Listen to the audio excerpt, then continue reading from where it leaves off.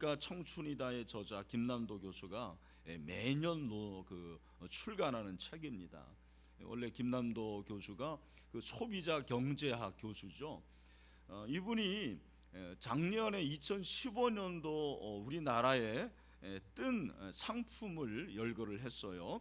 보통 이제 10개를 말하는데 단맛, 마스크와 손 소독제, 작년에 이제 메르스가 있지 않았습니까? 그 다음에 복면가왕, 삼시세끼, 셀카봉, 셰프테이너, 소형 SUV, 저가 중국 가전제품, 편의점 상품, 한식 뷔페, 이렇게 10가지가 떴다고 얘기를 합니다.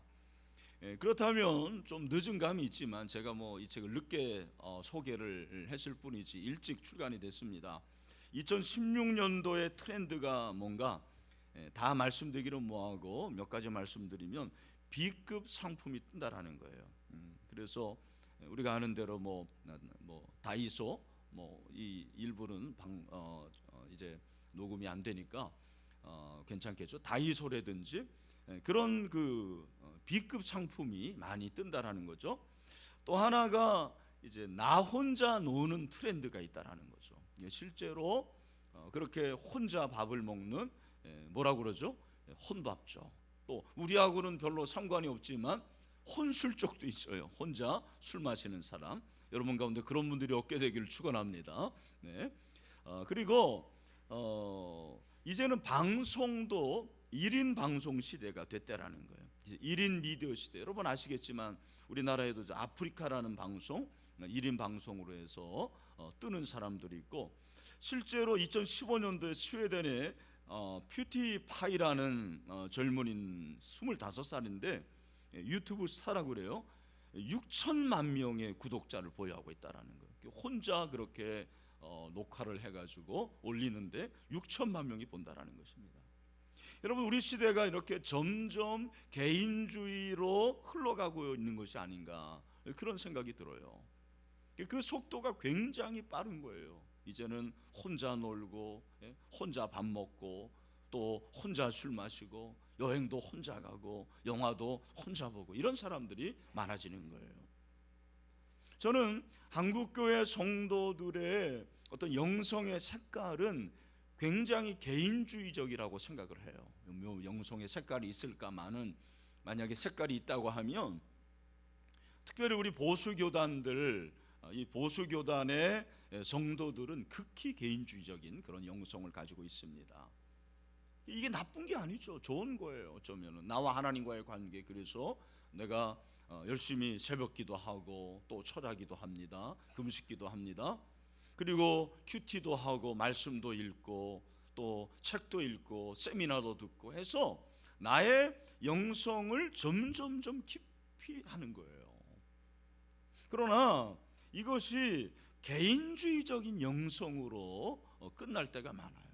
나는 거룩하고 그리고 나는 성령 충만한데 그것으로 끝나는 거예요. 여러분, 오늘 이 개인주의적인 시대에 필요한 영성이 저는 공의의 영성이라는 생각이 듭니다.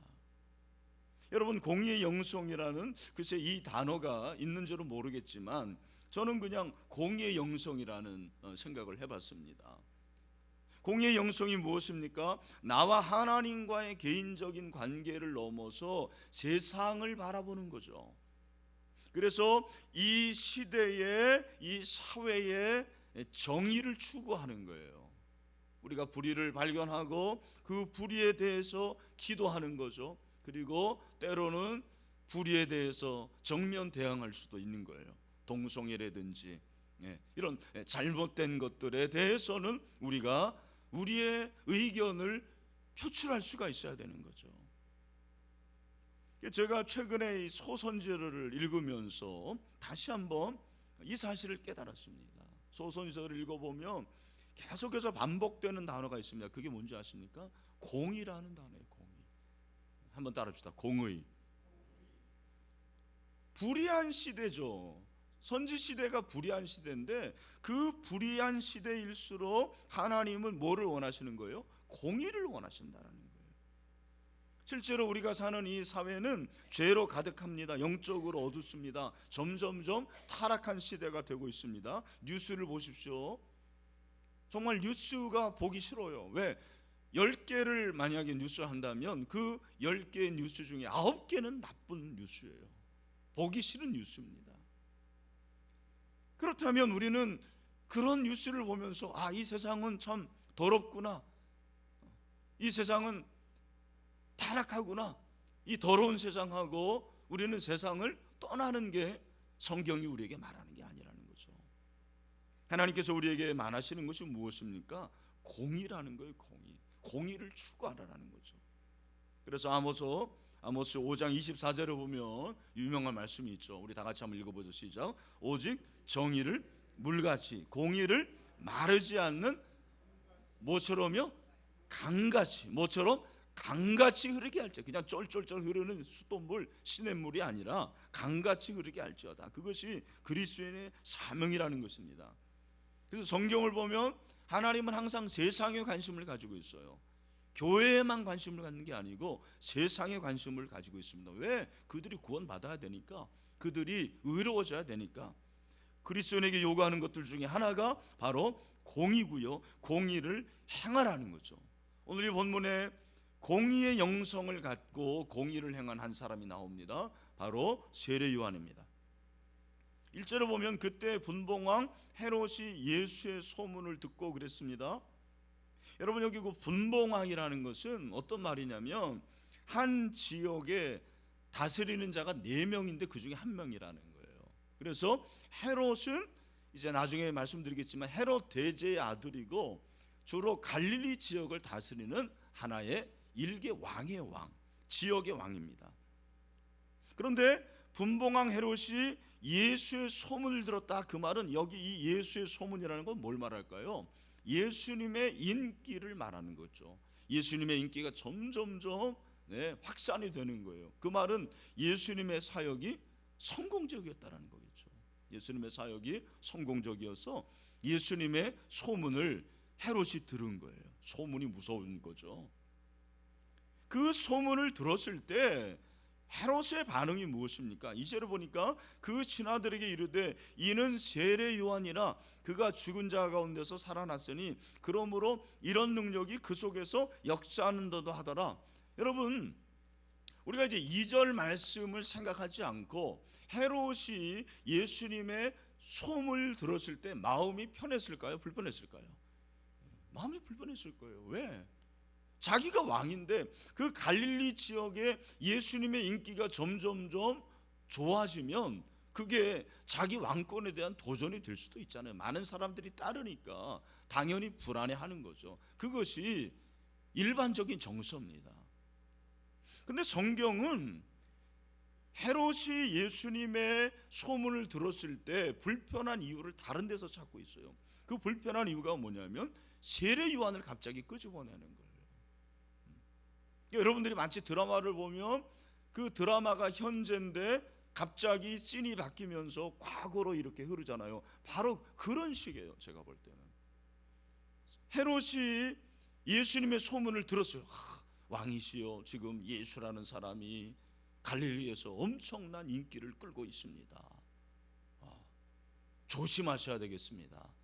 딱 그 얘기를 들을 때 자기의 왕권의 위협으로 벌벌벌 떠는 게 아니고 다른 것으로 인해서 마음이 불편했어요. 떨었어요. 그 원인이 바로 세례 요한이에요. 세례 요한이라는 사람이 딱 등장을 하는 거예요. 그러니까 세례 요한과 지금 예수님과도 연관이 있고, 그리고 헤롯의 마음 속에는 혹시 세례 요한이 살아난 거 아닌가? 여기 보면 세례 요한이라 그가 죽은 자 가운데서 살아난, 그 말은 지금 이 시대에, 지금 이때에 세례 요한은 죽었어요, 살았어요? 죽었습니다. 죽은 가운데서 있는데 혹시 세례 요한이 살아난 것은 아닌가? 그렇게 마음이 들은 것입니다.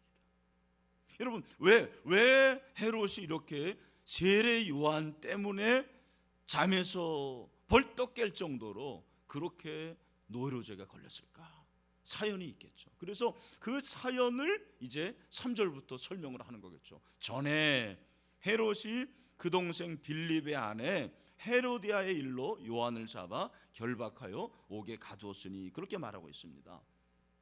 여러분, 분봉왕이라고요.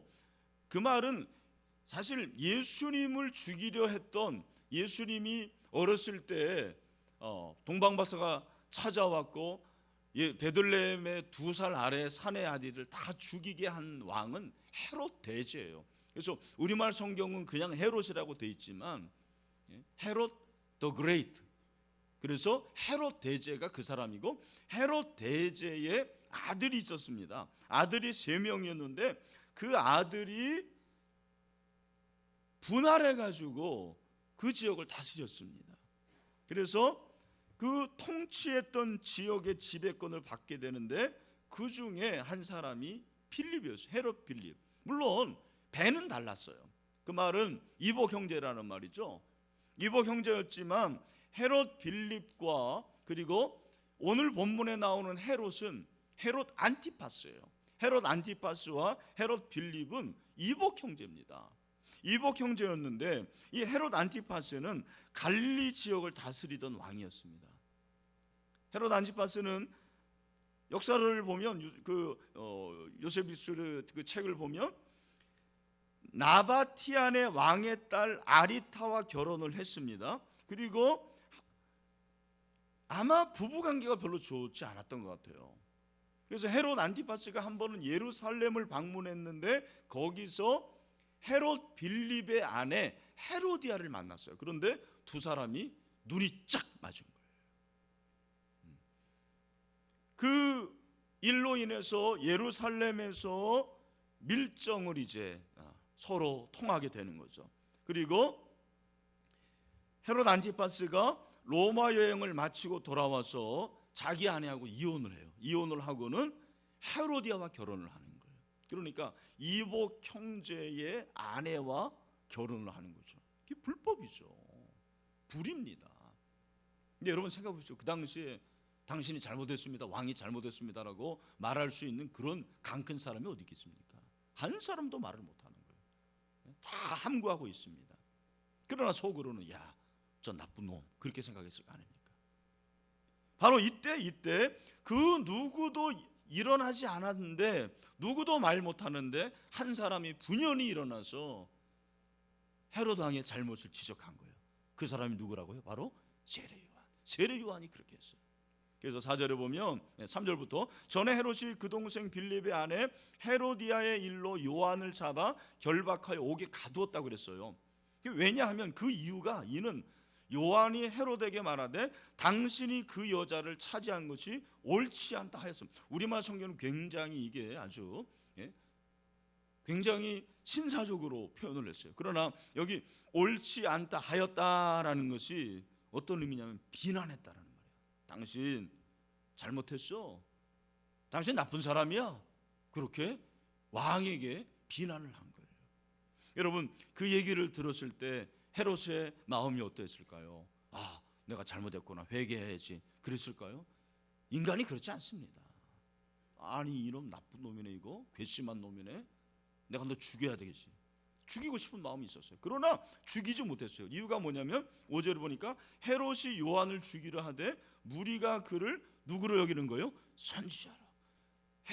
이 세례 요한의 신뢰가 너무 깊은 거예요. 많은 사람들이 따릅니다. 그래서 자기가 만약에 세례 요한을 죽이면 그 화가 자기에게 미칠 것 같아요. 그러니까 어떻게 하는 거예요? 옥에 가둬요. 여러분, 역사적으로 이 옥이 바로 마카에루스라는 옥인데, 이 옥이, 감옥이 어디 있었냐면 헤롯의 궁정에 있었습니다. 헤롯의 궁정이 두 군데였는데, 하나는 율리우스라는 곳에 있었고 마카에루스라는 곳이었는데, 마카에루스라는 이 곳의 궁정은 정말 거대한 요새입니다. 성지순례 하면 꼭 여기를 들립니다. 그런데 여러분, 이 강력한 요새, 이 요새에 감옥이 있었는데 이 요새는 아무도 침입할 수가 없는 그런 정말 천연의 요새예요. 그 요새에 세례 요한을 가두는 거예요. 죽이지는 못하고 가두게 되는 거죠. 그래서 이제 호시탐탐 죽일 기회만 찾고 있는 거죠. 죽일 기회만 노리고 있는 거예요. 근데 여러분, 또 한 가지는 헤롯만 세례 요한을 괘씸하게 생각했을까요? 아닙니다. 헤로디아도 역시 세례 요한을 죽이고 싶었어요. 아니, 오히려 더 그랬던 것 같아요. 마침 그 세례 요한에게 복수할 기회가 찾아온 거예요. 그 기회가 언제입니까? 6절, 마침 헤롯의 생일이 되어서 헤로드의 딸이 연석 가운데서 춤을 추어 헤롯을 기쁘게 하니, 살로메죠. 우리가 알고 있기에 이 살로메가 헤로드의 딸인데, 이 딸이 춤을 추는데 엄청나게 잘 춘 모양이에요. 그야말로 관능적이고 매력적인 그런, 다 모든 사람들이 감동을 하는 거예요. 그 중에서도 제일 감동을 받는 사람이 누구냐면 헤롯이에요. 술도 거나게 취했겠죠. 그래가지고는 너무 기분이 좋아가지고는 그 살로메에게, 이야, 너 춤 잘 추는구나. 너 네가 원하는 게 뭐냐? 그 왕들 항상 그러잖아요. 내가 다 줄게. 다 준다 그러는 거예요.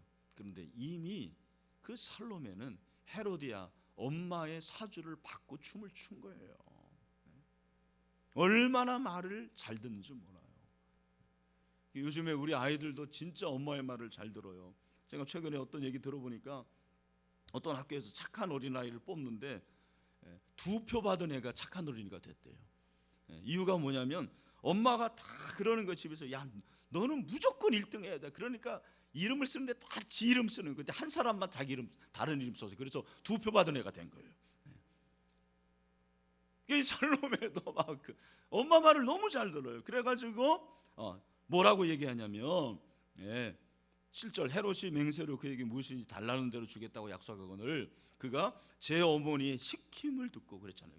시킴을 듣고 이르되 세례 요한의 머리를 수반에 얹어 여기서 내게 주소 하니. 너무너무 끔찍한 얘기예요. 쟁반에 세례 요한의 머리를 달라라는 거예요. 여러분, 순간 헤롯이 근심을 했다고 그랬어요. 이건 너무 끔찍한 일이에요. 목을 베야 되잖아요. 9절, 왕이 근심하나, 근심했어요. 그러나 자기가 맹세한 것과 그 함께 앉은 사람들 때문에 주라명, 두 가지죠. 하나는 뭐 때문에 그런 거예요? 체면. 자기가 주라고 그랬거든요. 또 하나는 뭐예요? 두려움 때문에.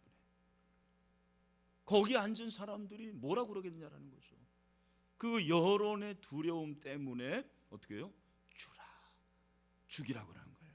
그래서 요한을 죽이는 사건이 오늘 이 본문에 기록이 되어 있습니다. 여러분, 결국 역사적으로 결과로입니다만 헤롯 안티파스는 이 일 이후에 스페인으로 추방을 당합니다. 오늘 이 본문에서 왜 마태가 갑자기 이 이야기를 꺼냈을까? 여러분, 13장까지는 하나님의 나라에 대해서 말씀하지 않았습니까? 그리고 하나님 나라에 이어서 곧바로 세례 요한의 얘기를 말하고 있습니다. 아마 마태가 하고 싶은 그런 메시지가 있을 거라고 생각해요. 그게 뭐냐면 하나님 나라가 공의의 나라라는 거예요. 하나님의 통치를 받는 것이, 우리가 개인적으로 기도 많이 하고 또 성경도 읽고 큐티도 하고 전도도 하지만 그것으로 끝이 아니라는 거죠. 불의에 대해서 때로는 맞서 싸울 수도 있고 의로움을 추구해야 된다는 것입니다. 그래서 세례 요한이 우리에게 주는 메시지가 바로 그거예요. 불의에 대항하는 의로움, 그게 공의죠. 여러분, 공의라는 게 뭡니까? 공평한 의예요. 그죠? 공평하고 의로운 거. 의로운다는 것은 우리가 생각하는 의로움이지만, 이 의로라는 것은 하나님과의 관계가 가장 좋은 상태, 그리고 인간과의 상태가 가장 좋은 게 바로 의인데, 그것이 공적이어야 된다는 게 공적인 거. 그래서 공의와 유사한 개념이 정의잖아요. 정의.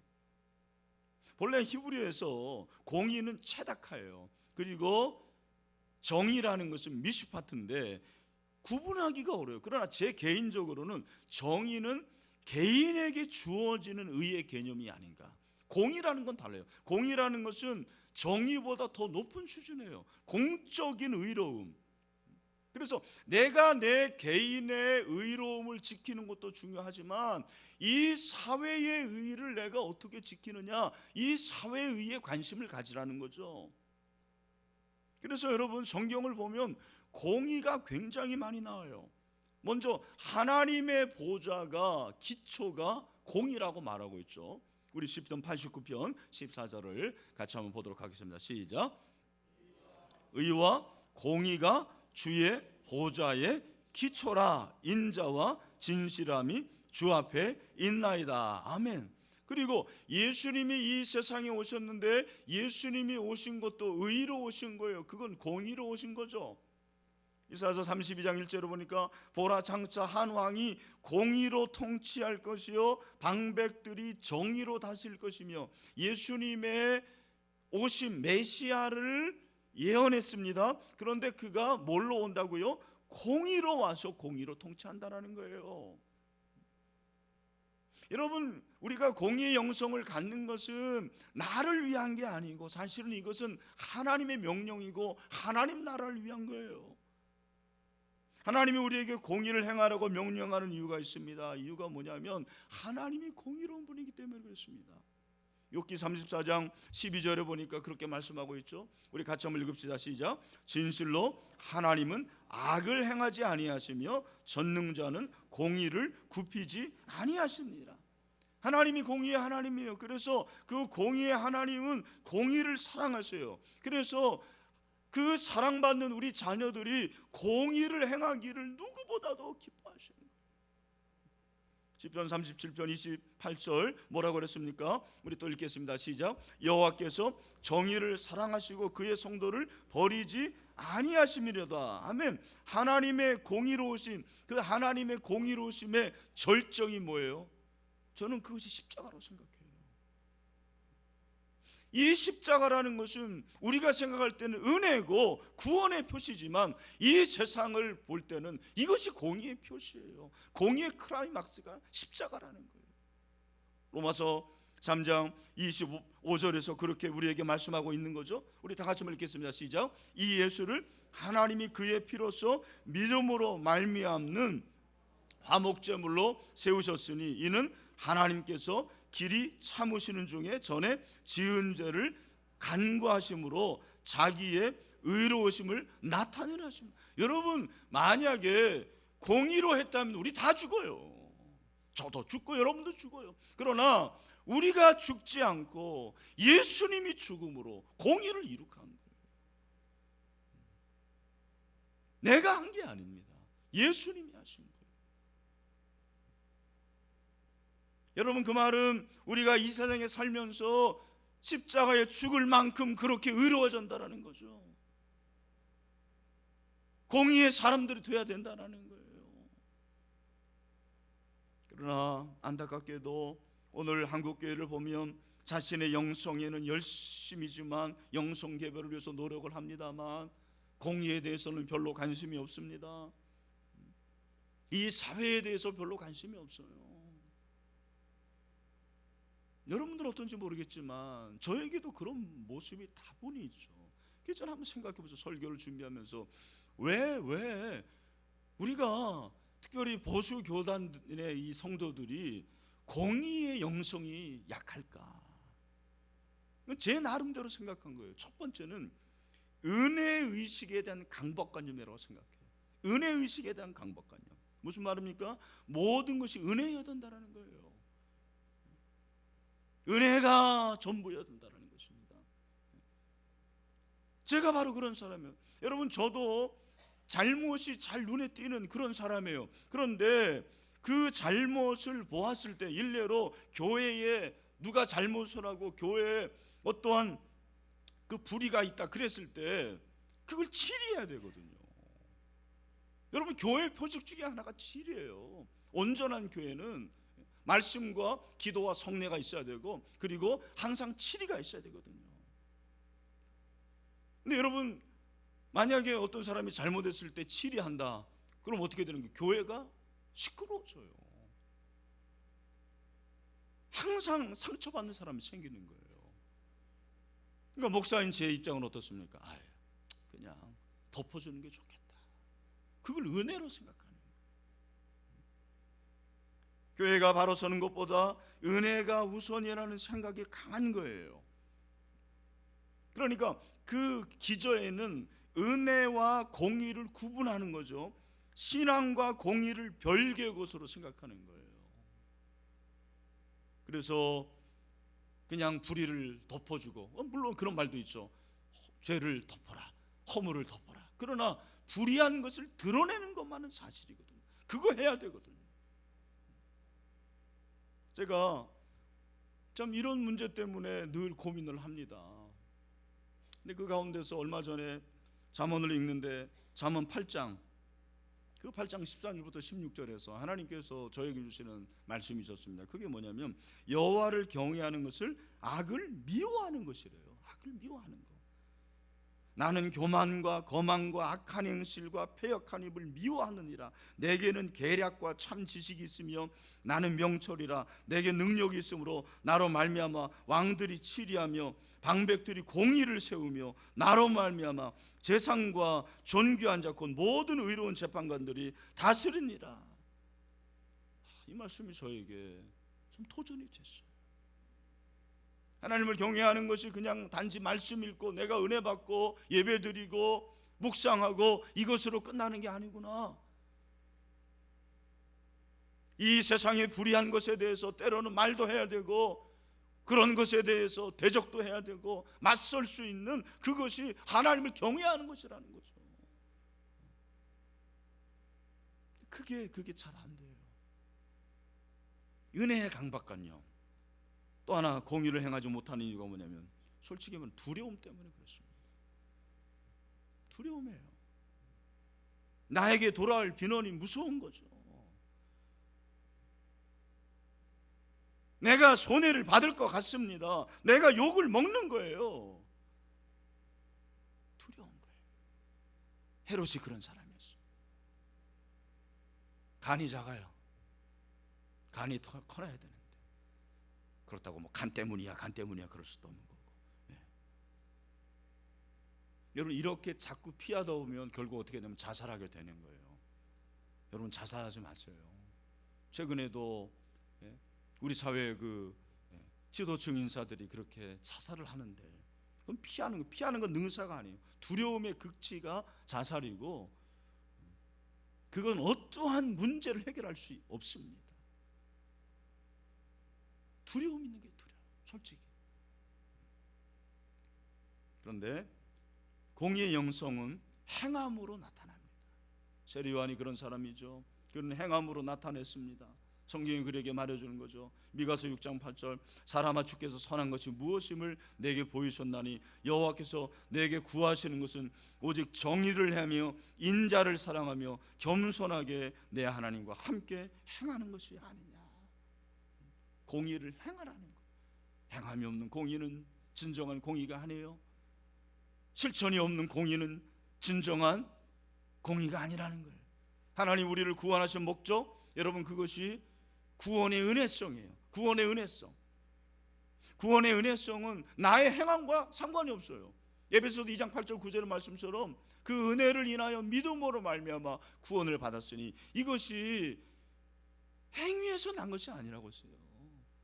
내가 의롭기 때문이 아니고 하나님의 선물이에요. 그러나 여러분 여기까지 끝나서는 안 돼요. 구원의 은혜성 다음에는 뭐가 있는지 아십니까? 한번 따라합시다. 구원의 책임성. 뭐가 있다고요? 구원의 책임성. 그것이 바로 에베소서 2장 10절 말씀이에요. 우리 다 같이 한번 읽어봅시다. 시작. 우리는 그가 만드신 바라 그리스도 예수 안에서 선한 일을 위하여 지으심을 받은 자는 이 일은 하나님이 전에 예비하사 우리로 그 가운데서 행하게 하려 하시면, 그 가운데서 뭐하게 하시면요? 행하게 뭐하게 하심이라. 행하게 뭐하게 행하게 하려 하심이라. 여러분 공의를 행할 수 있게 되기를 축원합니다. 우리는 기도해야 되는 거예요. 그러나 세상을 알고 기도해야 되는 거죠. 제가 제일 좋아하는 말 중에 하나가 갈바트가 한 말이에요. 예수 믿는 사람들은 한 손에는 성경을 한 손에는 신문을 들고 기도해야 된다는 거죠. 여러분 신문 많이 읽으세요. 쓸데없는 거 보지 마시고 신문을 열독하세요. 열독. 거기서 기도 제목을 찾는 거죠. 아, 이 세상이 지금 이렇게 돌아가는구나. 내가 이걸 위해서 기도해야 되겠구나. 내가 무엇을 해야 될 것인가. 여러분 저는 신문을 열심히 읽습니다. 신문을 읽으세요. 왜? 올바르게 행동하기 위해서 그렇습니다. 여러분 공의가 너무 거창한 게 아니에요. 아, 나도 세례요한처럼 순교하지. 그런 사람은 별로 없어요. 여러분에게 그거 요구하지 않습니다. 손을 자르고 피를 보는 거, 그것이 공의죠. 그러나 모든 사람에게 요구하는 건 아니에요. 때로는 뭔가 목숨을 바치는 공의도 필요합니다만 정말 필요한 공의가 뭐냐면 내 일상에서 의롭게 살아가는 거예요. 내 일상에서 내가 할 수 있는 한 의롭게 살아가는 거예요. 이 세상의 불의를 만들지 않는 거예요. 예수 믿는 사람으로서, 목사로서, 교회로서, 성도로서 그렇게 하는 거예요. 이번에 공사하는데 돈이 문제고 그 중에 하나가 세금 문제였습니다.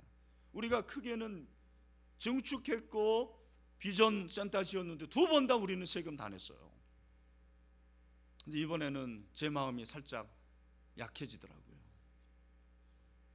솔직히 우리는 비영리 단체이기 때문에 세금을 내도 그거를 환급을 못 받아요. 그러니까 사실은 안 내도 뭐라고 할 수가 없는 거예요. 그리고 돈도 걱정이 되고. 그런데 계약을 하는데 그 전에 재정부장하고 재정부원들이 일제히 저에게 목사님 세금을 내야 됩니다. 우리 신일교회가 지금까지 잘해왔는데 이번에도 내야 됩니다. 그렇게 말하는 거예요. 제가 그냥 주저함 없이 냈습니다. VIP 세금을 줬어요. 근데 여러분 놀라운 것은 하나님께서 생각지도 않는 사람들을 통해서 헌금을 하게 하시는 거예요. 하나님이 채워주세요. 아, 이것이 바로 공의의 힘이구나. 여러분 의롭게 말하고 의롭게 행동하십시오. 거짓말하지 마십시오. 겉과 속이 다른 이중인격자가 되지 마세요. 그리고 공의에서 중요한 것이 무엇이냐면 내가 잘못했으면 회개하십시오. 변명하지 마세요. 구차한 핑계를 대지 마세요. 공의에서 중요한 것은 저는 이거라고 생각해요. 하나님, 이 세상을 보는데 저는 더 잘못했습니다. 그러면서 늘 회개하는 마음으로 살아가는 거죠. 직장에서도 사업장에서 공의를 행하는 거예요. 남들처럼 다 가는 곳 가지 않습니다. 남들처럼 말하지 않습니다. 그렇게 행동하지 않습니다. 불이한 돈 받지 않습니다. 이상한 접대 받지 않습니다. 그렇게 접대하는 사업하지 않습니다.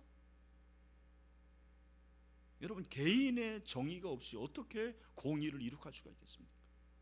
여러분 성경은 구원이 은혜성이지만 만약에 끝까지 회개하지 않는 사람들은 그 사람들은 하나님 나라를 유업으로 받지 못한다고 했어요. 그 말은 처음부터 그 사람은 구원받는 사람이 아니라는 거예요. 사업을 하는데 올바르게 사업하십시오. 공의가 생명입니다. 세금도 잘 내십시오. 여러분 공의로 행하면 하나님이 책임져 주십니다. 하나님이 책임져 주십니다. 다른 사람은 몰라도 주님이 칭찬해 주십니다. 예수님이 세례 요한을 칭찬하십니다. 뭐라고요? 마태복음 11장 11절 다 같이 시작. 내가 진실로 너에게 말하노니 여자가 낳은 자 중에 세례 요한보다 큰 이가 일어남이 없도다. 아멘. 주님이 칭찬해 주셔요. 목사님 내가 뭐 공의롭게 산다고 그래서 누가 알아줍니까? 아니에요. 우리 주님은 알아줄 줄로 믿습니다. 또 하나님이 배부르게 하신다고 그랬어요.